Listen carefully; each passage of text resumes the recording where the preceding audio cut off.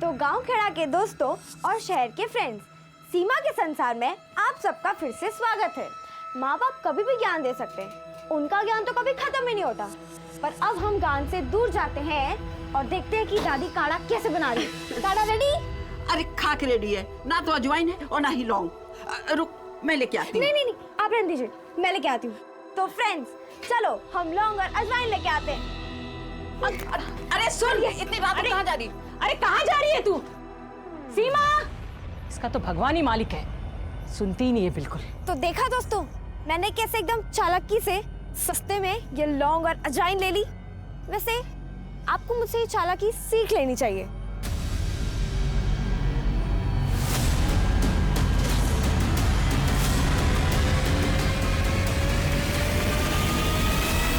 अरे जाकर मालती के घर जा देख कर आओ, वहां तो नहीं बैठ गई। लाओ लाओ जल्दी लाओ।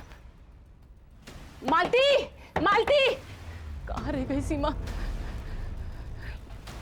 क्या हुआ?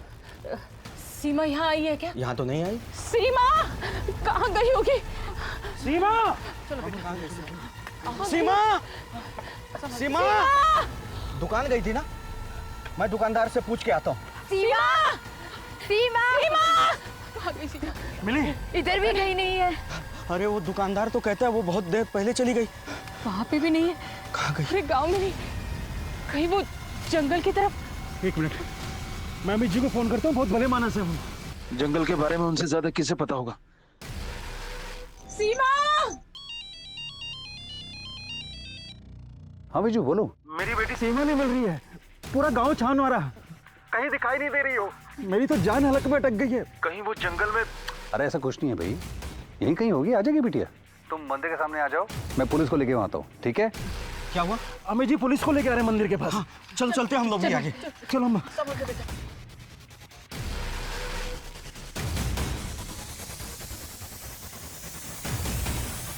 मैंने पुलिस को इन्फॉर्म किया, पुलिस आती होगी।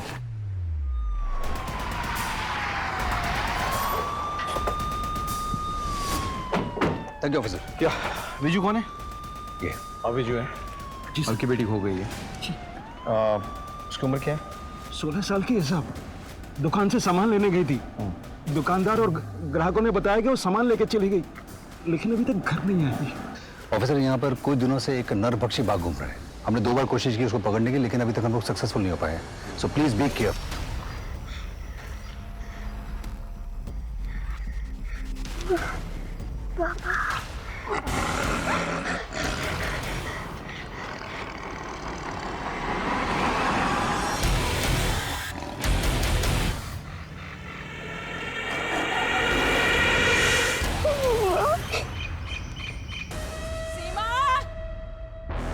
सीमा बेटा! सीमा! सीमा! क्या कहा? सीमा! ये देखो, देखो इस तरफ मोबाइल। सीमा! ठीक है, किसका फोन है ये फोन तो सीमा का है। तो नहीं कहा था ना कि तुझे इंटरनेट वाला मोबाइल चाहिए? थैंक यू बाबा, मोबाइल बहुत अच्छा है। नहीं सर, मोबाइल लॉक्ड है। पासवर्ड है आपके पास? ठीक है, लेकिन अगर सीमा के फोन यहाँ पे है तो फिर सीमा कहीं आसपास ही होगी ना, यहीं पे कहीं, या हो सकता है उसे कोई खींच कर ले गया हो यहाँ से। लेकिन जमीन ठोस होने की वजह से क्लियर फुटप्रिंट्स नहीं बन पा रही हैं। ये समझ नहीं आ पा रहा कि ये इंसान ने किया है या जानवर ने किया है। विजू जी, आपको किसी पे शक है? मतलब सीमा से किसी की दुश्मनी, किसी ने उसे छेड़ा वेड़ा हो, कोई है ऐसा? साहब आज दोपहर में नंदू से कहा सुनी हो गई थी। या तो यह जगह खुद खाली कर, नहीं तो तेरी बेटी से शादी कर ये जगह दहेज में ले लूंगा। नंदू, हम ऐसा करते हैं कि हम फैल जाते हैं, मशाल लेके चारों तरफ फैल जाओ। जब तुम नंदू बड़े को उसके घर से उठा ले आओ। सीमा! सीमा! सीमा!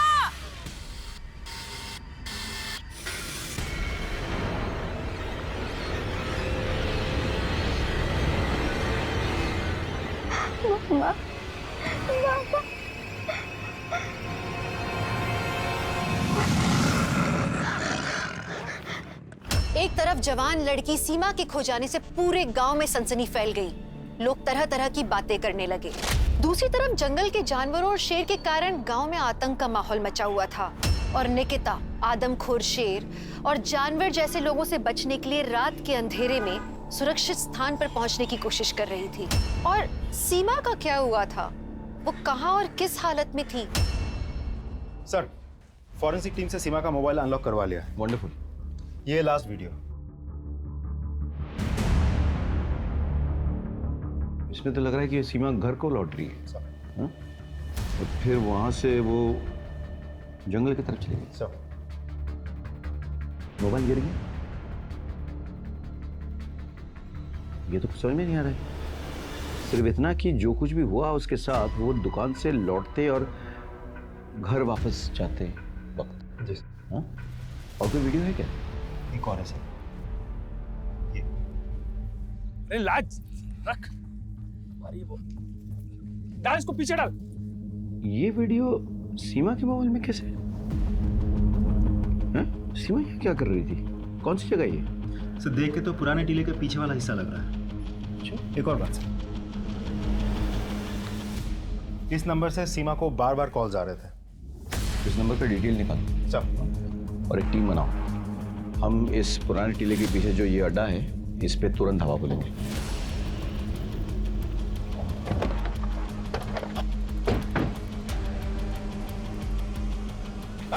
Police police police police!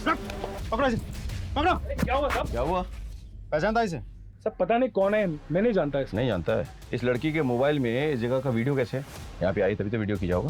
बोल कहाँ पे हो? सच बोल रहा हूँ, सच बोल। बताता हूँ सब, बताता बोल। हूँ। सब मैं गैर कानूनी शराब का धंधा करता हूँ। उस लड़की का पता नहीं हमारा वीडियो कैसे बनाया उसने, और वो हमें ब्लैकमेल कर रही थी। ब्लैकमेल कर रही थी इसलिए तूने ऐसा हुआ किया? साहब मुझे, कहाँ पे रखा उसका बोल? साहब मुझे नहीं पता।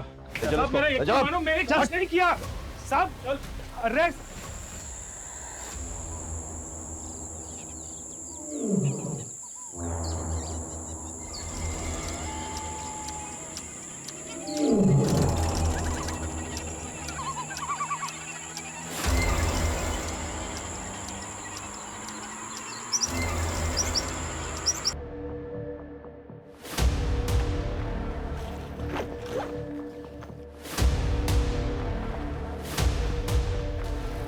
सर, लव लेटर्स है सर। लाल स्याही है या ब्लड है? किसी ऋषि ने लिखा है। सीमा को कैसे जानता है? वो सर हमारे गांव से थी सर। मैं बहुत प्यार करता था सर उससे। मैंने बहुत कोशिश की सर, लेकिन वो मेरे प्यार को कभी समझ ही नहीं पाए सर। तेरे हाथ में ये क्या निशान है? वो सर मैं अपने खून से सीमा को लव लेटर लिखा करता था।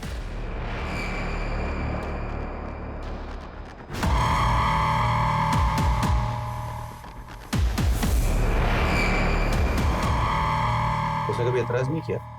किसी से कोई शिकायत नहीं की उसने? नहीं सर, इसलिए मुझे लगा कि आज नहीं तो कल, कल नहीं तो परसों वो मेरे प्यार को समझ जाएगी, मुझे हाँ बोल देगी। लेकिन उसके पहले ही मर गई या तूने उसे मार डाला? मैंने? हाँ तूने, क्योंकि उसने तेरे प्यार को ठुकरा दिया था। और जो इंसान अपने खून से लव लेटर लिख सकता है ना किसी को, वो खून भी कर सकता है। समझ में आया? नहीं सर, मैं किसी को नहीं मार सकता सर। मैंने सीमा को नहीं मारा सर। संदीप, दूसरा तरीका अपनाओ। चल सच बोल। सर मैं सच बोल रहा हूँ, सच बोल रहा हूँ सर, सच बोल रहा हूँ सर।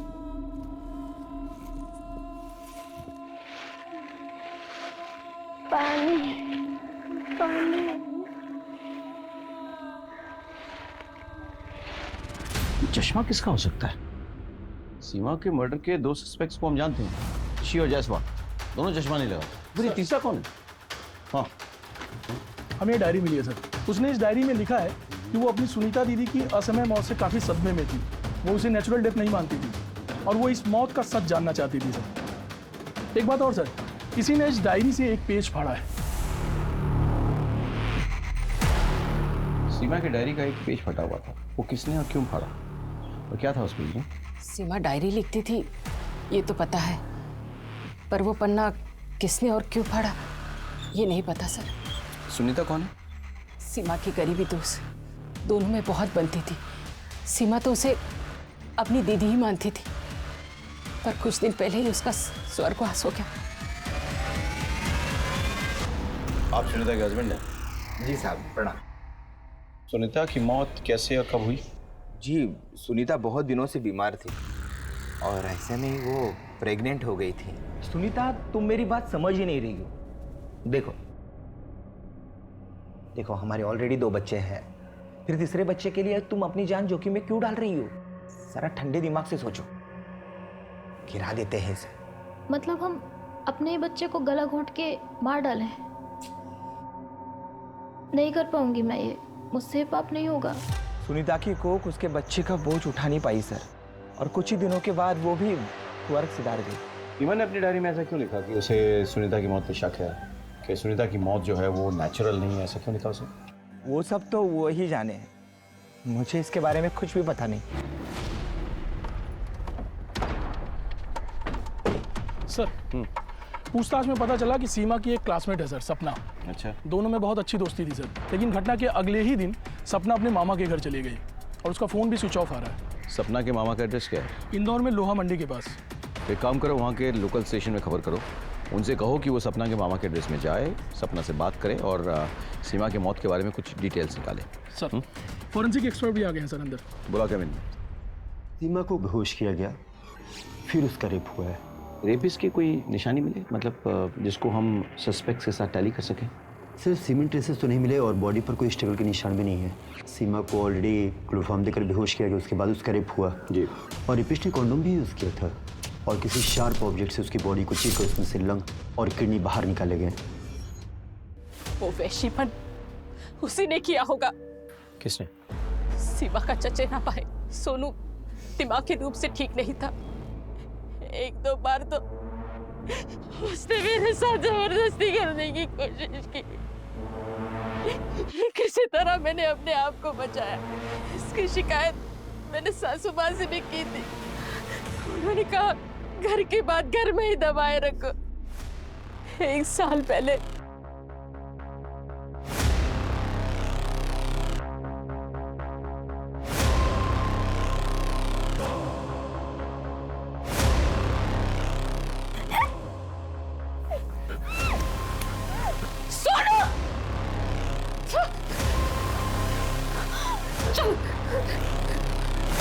जवान होने के कारण शरीर की भूख के लिए हमेशा बौखलाया रहता था और अगर उसकी जरूरत पूरी ना हो तो हिंसक हो जाता। इसी तरह करता वो। उस दिन सासू माँ से बात करके हमने ये तय कर लिया और अपना अलग घर बसा लिया। सीमा से भी कह दिया था कि इसके बारे में किसी से भी कुछ भी ना कहे। लेकिन वो सीमा के साथ ऐसा कभी नहीं कर सकता है। पहले घर तोड़ा और अब हमारी पुश्तैनी जमीन हड़पना चाहती है। अच्छा, तो इसीलिए कोर्ट केस चल रहा है? जी। रत्ना अच्छी औरत नहीं है, न उसके कोई आगे है ना पीछे है। पता नहीं इस गांव में कहां से आ गई। स्कूल में नौकरी करती थी, वो अपना शर्मा टीचर है ना, उसने रखवाया था। बीजू उसके यहाँ आया जाया करता था, दोनों दोस्त थे। वहीं पर दोनों की आंखें लड़ गईं और बीजू अपना लट्टू हो गया। शादी के बाद पत्नी और माँ के साथ बीजू अलग रहने लगा। मैंने कभी कुछ नहीं कहा। आज जो हमारे मासूम बेटे के ऊपर रत्ना कर रही है, इसके ऊपर इल्जाम लगा रही है ना, ये ठीक नहीं है। ये बताइए कि सीमा के मौत के वक्त आप कहाँ पे थे? मैं सोनू की इलाज के लिए शहर गया हुआ था। ठीक है।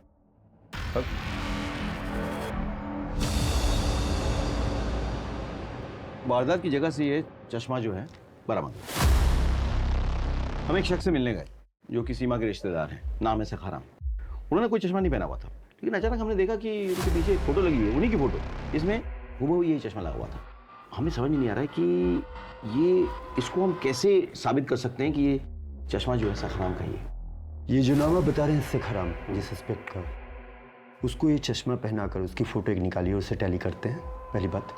और एक और टेस्ट भी कर सकते हैं हम, जिसमें उसकी फ़ोटो में आँखों से लेंस की, चश्मे के लेंस की दूरी कितनी है, दोनों फोटो में अलग अलग है या सेम, उसे भी देख सकते हैं। करेक्ट। काम करो, सखाराम को बुला के ये टेस्ट करवा लो। और दूसरी बात, ज़रा अस्पताल में पता करो, सखाराम कह रहा था ना कि अपने बेटे को उस दिन वो लेके गया था अस्पताल, वो बात सही है कि नहीं? सब thank you so much. Most welcome. Sir, लोहा मंडी पुलिस स्टेशन से खबर आई है। उन्होंने सपना से बात की है, लेकिन सपना को सीमा के मर्डर के बारे में कुछ भी नहीं पता। लेकिन सर, सीमा के फादर को धमकी देने वाला और सीमा पर गंदी नजर रखने वाला नंदू हमारे हाथ लग गया। अपने दोस्त के घर छिपा बैठा था। तूने सीमा को क्यों और कैसे मारा? सीमा का मर्डर मैंने नहीं किया सर। सीमा का मर्डर तू नहीं किया, इसलिए मर्डर करने के बाद तू अपने दोस्त के वहाँ छुपा बैठा था।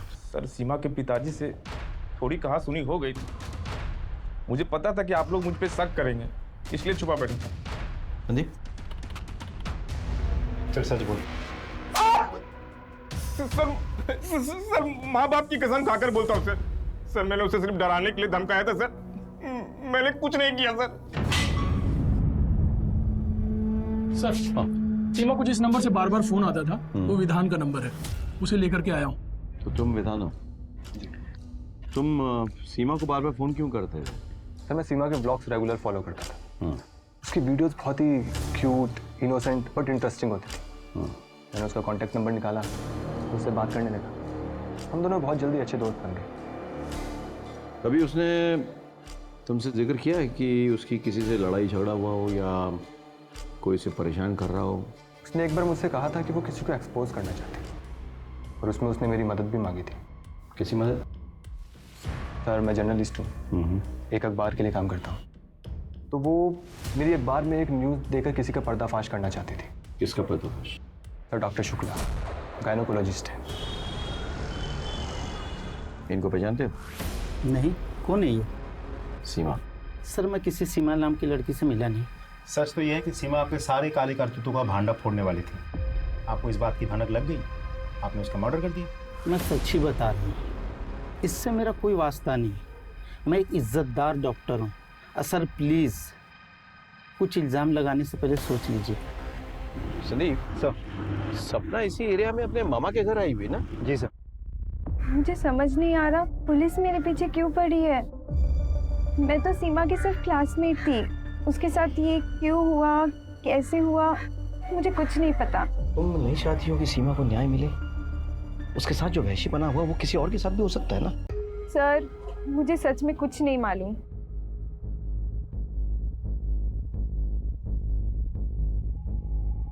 ठीक है संदीप, चलते हैं। जाते जाते यहाँ दत्ता के यहाँ चाय पी के चलते हैं। सुना है कि बहुत अच्छी चाय बनाते हैं।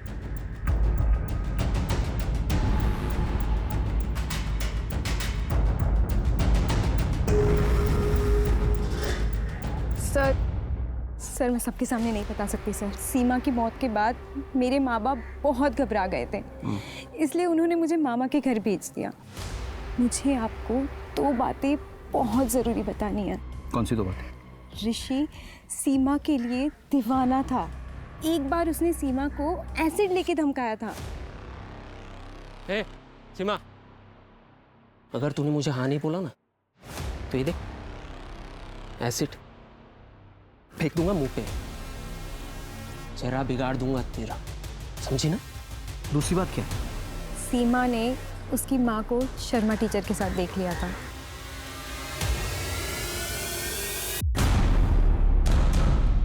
सीमा इस बात को लेकर बहुत दुखी थी सर। अच्छा, सीमा की डायरी में एक पेज मिसिंग है, किसी ने फाड़ दिया है। तुम इस बारे में कुछ जानती हो? नहीं सर। अगर तुम्हें आगे कुछ याद आए या कुछ पता चले तो मुझे ज़रूर याद करना, ठीक है? हाँ जरूर सर। चलो। एसिड लेके लड़की को धमकाता। गलती हो गई सर, मैं आगे से किसी को धमकाऊंगा नहीं सर, माँ कसम। तेरी धमकी से सीमा डरी नहीं, वो नहीं मानी, इसलिए तूने उसको मार डाला। उसकी लिवर और किडनी निकाल ली तूने।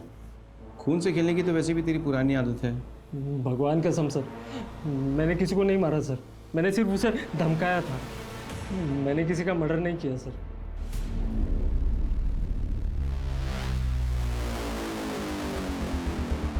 सर, वायरलेस पे मैसेज आया, जंगल में एक डेड बॉडी मिली है।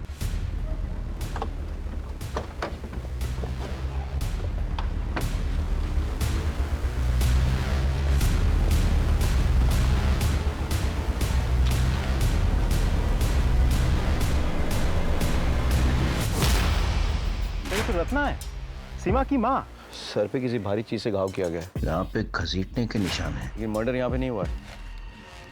इसकी बॉडी को घसीट के लाया गया है। चल आप साहब बताएंगे क्या हुआ है, या फिर हम कोई दूसरा पैंतरा अपनाएं? मैं बताता हूँ सर। सर मेरे पास में एक फैक्ट्री है, उसमें एक वॉचमैन है, उसका नाम परवेज है। सर वो ब्याज पे पैसा देता है सर। पुराने पैसे तो चुकाए नहीं गए, मैं वापस मांगने आ गई। आप फिक्र मत कीजिए, मैं आपके सारे पैसे ना सूद समेत लौटा दूंगी। हाँ, एक रास्ता है, अगर तू चाहे ना तो सारे पैसे एक झटके में बराबर हो सकते हैं। हाँ, आप कहिए मुझे, मैं सब कुछ करने के लिए तैयार हूँ। हाँ, तेरी बेटी सीमा अब जवान हो गई है, उसे एक रात के लिए मेरे पास भेज दे, सारे पैसे बराबर कर। ये क्या कर रहे हैं आप? अरे भड़क क्यों रही है? चल ठीक है, बेटी को नहीं भेजना चाहती है तो उदय मान जा। बेटी से था कि एक बार में बराबर हो जाता, तेरे से 8-10 बार में बराबर कर लूंगा। अभी भी मान जा, आजा। हट हट। अरे हटते तो सर फोड़ दूंगी तेरा। भड़क क्यों रही है? और कान खोल के सुन ले, मेरी बेटी की तरफ आंख उठा के भी देखा ना तो तेरी आंखें नोच लूंगी मैं। सर वो रत्ना मुझे परवेज की बदतमीजी के बारे में बता रही थी, काफी रो रही थी सर। मैं उसे समझा रहा था। उस वही खटिया बिछा के सो रहा था। आप चाहे तो सीसीटीवी फुटेज देख लीजिए साहब। सर सीमा के डेड बॉडी के पास मिले चश्मे को सखाराम के चश्मे के साथ में टैली करके देखा, फिर सखाराम के चश्मे वाले फोटो के साथ इंटरपपुलरी डिस्टेंस को भी मैच करके देखा, और उसके जरिए मैंने आंखों के नंबर निकाले। तो मुझे पता चला कि सीमा के डेड बॉडी के पास जो चश्मा मिला था वो सखाराम के ही होने के चांसेस हैं। सर, सखाराम ने हमसे झूठ बोला था। सीमा के मर्डर के दिन सखाराम अपने बेटे को लेकर शहर के हॉस्पिटल नहीं गया था, वो यहीं पे था। ले आओ सखाराम को। मैं सच बोल रहा हूँ, मैंने सीमा का खून नहीं किया है। हो सकता है मुझे जानबूझ के फंसाने के लिए कोई मर्डर वाली जगह पे मेरे जैसा चश्मा रख दिया हो। सर देखिए, आप मुझे झूठ मूठ के केस में मत फंसाइए प्लीज।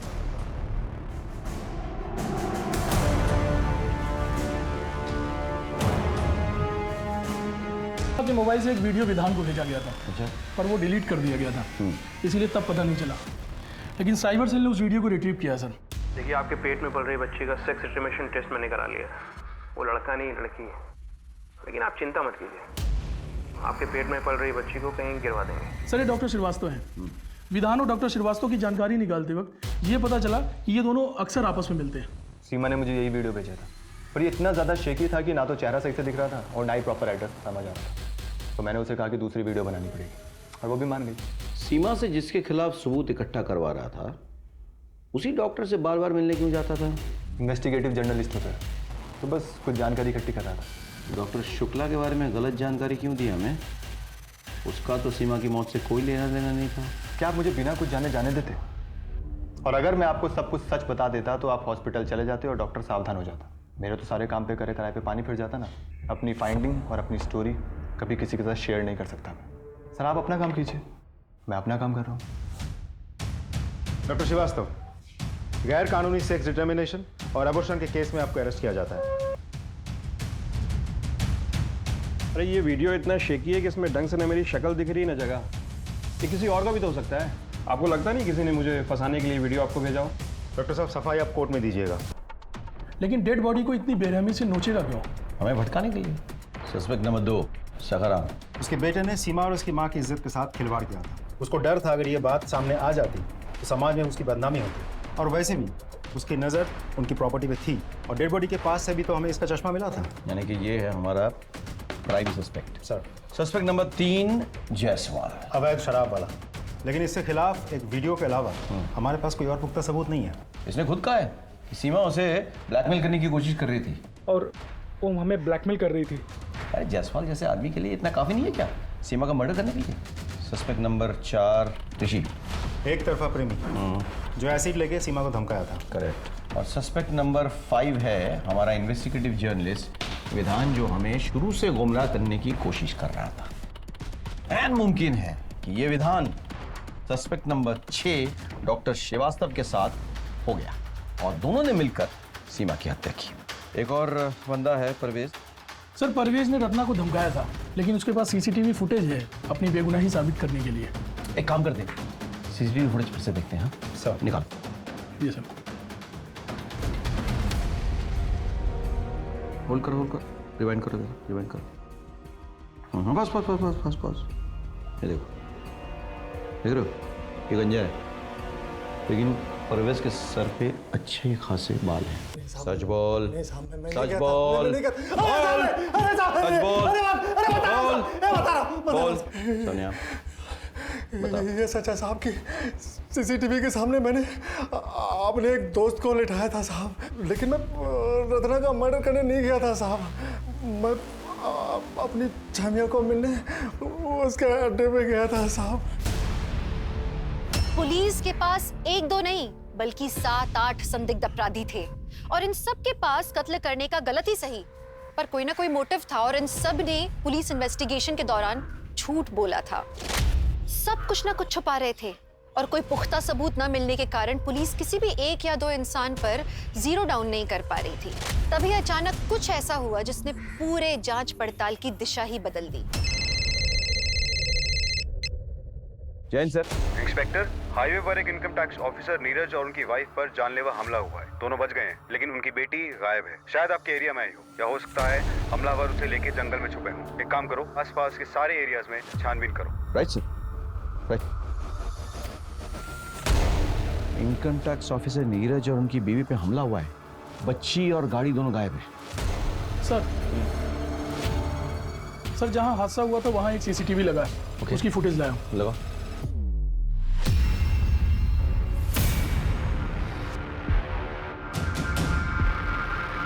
ये लड़की निकी तो कहाँ जा रही है? उस तरफ तो जंगल है। हमें उन्हें पकड़ना होगा ये शहर छोड़ने से पहले।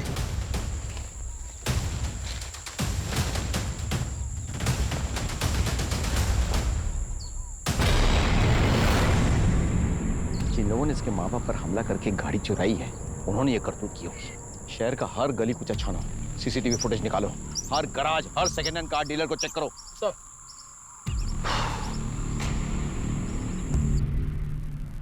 सर नीरज और उसकी बीवी पे हमला करने वाले को अभी पता नहीं चला, लेकिन सर एक सीसीटीवी में वो कार हाईवे छोड़ के अंदर की तरफ जाती हुई दिखाई दी है। उसी तरफ एक गराज भी है सर। मुझे ऐसा लग रहा हो सकता है वो कार गराज की तरफ गई हो। ये गाड़ी यहाँ आई थी? हाँ सर, ये गाड़ी आई थी, अल्टरनेटर की प्रॉब्लम थी और सही होके चली गई। कौन कौन था गाड़ी में, आप जानते हैं उन लोगों को? सर कुछ बाहर के लोग लग रहे थे। ये किसकी गाड़ी है? ये सर अपनी गाड़ी है। आप देख रहे हैं कूल वीडियो। उसके बाद इसे कोई ले नहीं जाता, मनौती लगा दी साले ने। ये इंडिकेटर कैसे टूटा? उसी के हाथों टूटा था सर। बोल रहा था कि सैलरी में कटवा देंगे। कब टूटा? बाजार वाले दिन टूटा था सर, बुधवार को। उस दिन ये गाड़ी कौन भाड़े पे लेके गया था? उस दिन तो रमेश का चाचा आया हुआ था सर, वही दोनों अपने पर्सनल काम से गए हुए थे।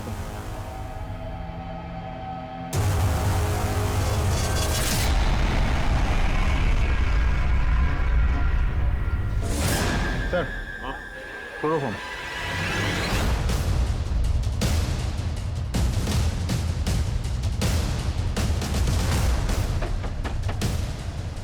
क्या बात है?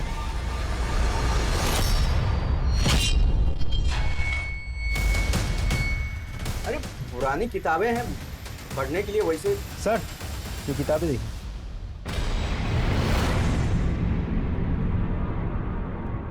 रमेश तेरी बहन का बेटा है।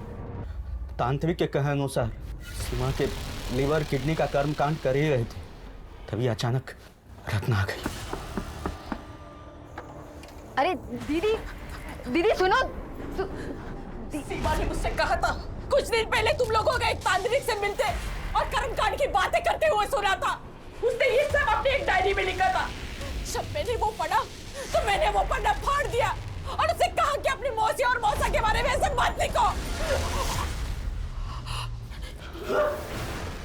ये कपड़ा